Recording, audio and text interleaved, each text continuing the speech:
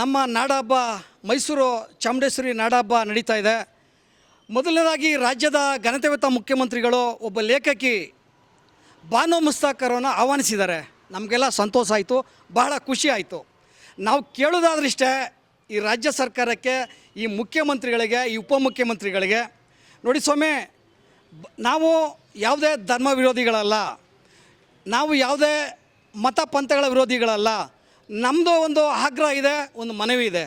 ನಾವು ನೇರವಾಗಿ ಕೇಳುವಂಥ ಪ್ರಶ್ನೆ, ನಾವು ಬಾನು ಮುಸ್ತಾಕ್ ಅವರು ನಮ್ಮ ನಾಡದೇವತೆ ಚಾಮುಂಡೇಶ್ವರಿಗೆ ಕರ್ಪೂರ ಗಂಧ ಕಡೆ ಹಚ್ಚಿ ಪುಷ್ಪಾರ್ಚನೆ ಮಾಡಿ ತಾವು ಕೂಡ ಕುಂಕುಮ ಹಚ್ಕೊಂಡು ಪೂಜೆ ಮಾಡ್ತಾರ? ನಮ್ಮ ಹಿಂದೂ ದೇವರನ್ನು ಅವ್ರು ಒಪ್ಕೊಳ್ತಾರ? ಒಂದು ವೇಳೆ ಒಪ್ಕೊಳ್ಳೋದೇ ಆದರೆ ಖಂಡಿತ ನಾವು ಸ್ವಾಗತ ಮಾಡ್ತೀವಿ, ಇಲ್ಲ ಅಂದರೆ ನಾವು ಇದಕ್ಕೆ ತೀವ್ರವಾಗಿ ವಿರೋಧ ಪಡಿಸ್ತೀವಿ. ನಾನು ಈ ರಾಜ್ಯದ ಘನತೆವೆತ್ತ ಮುಖ್ಯಮಂತ್ರಿಗಳಿಗೆ, ತಲೆ ಬುರುಡೆ ಇರುವಂಥ ಮುಖ್ಯಮಂತ್ರಿಗಳು ಉಪಮುಖ್ಯಮಂತ್ರಿಗಳಿಗೆ ಕೇಳೋದಾರಿಷ್ಟೇ, ಸ್ವಾಮಿ ತಲೆ ಬುರುಡೆ ಇಲ್ಲದ ನೀವು ವ್ಯವಸ್ಥೆ ಮಾಡಬೇಡಿ. ನಾನು ಒಂದು ಸಣ್ಣ ವಿಚಾರನ ಹೇಳೋಕ್ಕೆ ಇಷ್ಟಪಡ್ತೀನಿ. ಅವರು ಒಂದು ವೇಳೆ ಒಪ್ಕೊಂಡು ಪೂಜೆ ಮಾಡೋದಾದರೆ ನಾವು ಕೂಡ ಸ್ವಾಗತವನ್ನು ಬಯಸ್ತೀವಿ.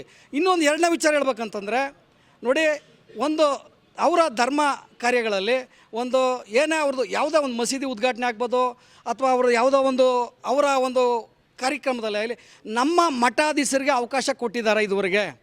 ಯಾಕೆ ನಮ್ಮಲ್ಲಿ ನೀವು ಗೊಂದಲವನ್ನು ಸೃಷ್ಟಿ ಮಾಡುವಂಥ ಕೆಲಸವನ್ನು ಈ ರಾಜ್ಯದ ಮುಖ್ಯಮಂತ್ರಿಗಳು ಮಾಡ್ತಾಯಿದ್ದೀರಿ ಅನ್ನೋದು ಪ್ರಶ್ನೆ.